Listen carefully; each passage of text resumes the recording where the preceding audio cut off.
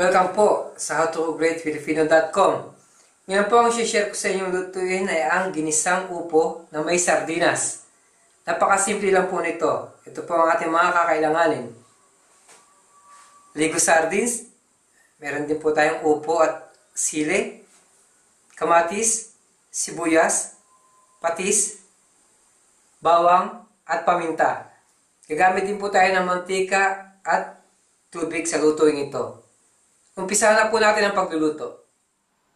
Okay po, umpisahan na natin ang pagluluto ng ginisang upo na may sardinas. Mainit na po yung ating wok. Meron na rin po mantika. Lagyan na po natin ang bawang.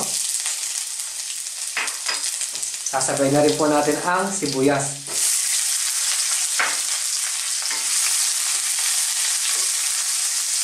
Gigisayin lang po natin.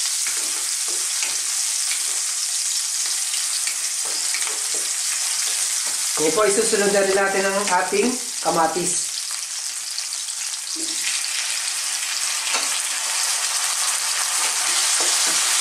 Again, napakasimple lang po ng luto na ito. Kung malaki po ang inyong family, napaka-budget meal po nito para sa ating mga Pinoy.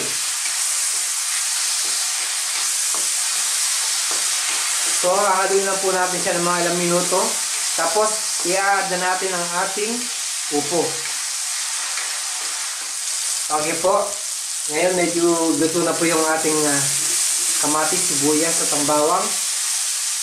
Isusunod na po natin ang sili at ang upo.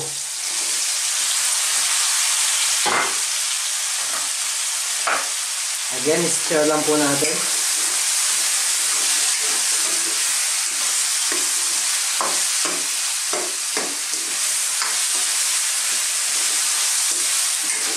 Ngayon po maglalagay na tayo ng tubig para lumambot yung ating upo. Konti lang po. Ayan. Tapos, ang paminta.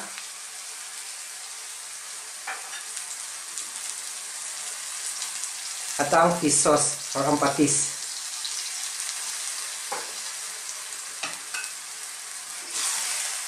Haluin po natin.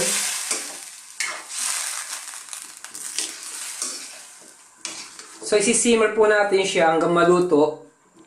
Tapos, ang last stage po natin, i-add na po natin ang ating sardinas. Takpan po natin ng mga ilang minuto. Once na malambot na po siya, sardines, tapos po, takpan natin ulit, at pwede na po siyang serve. So, okay po, tignan na natin.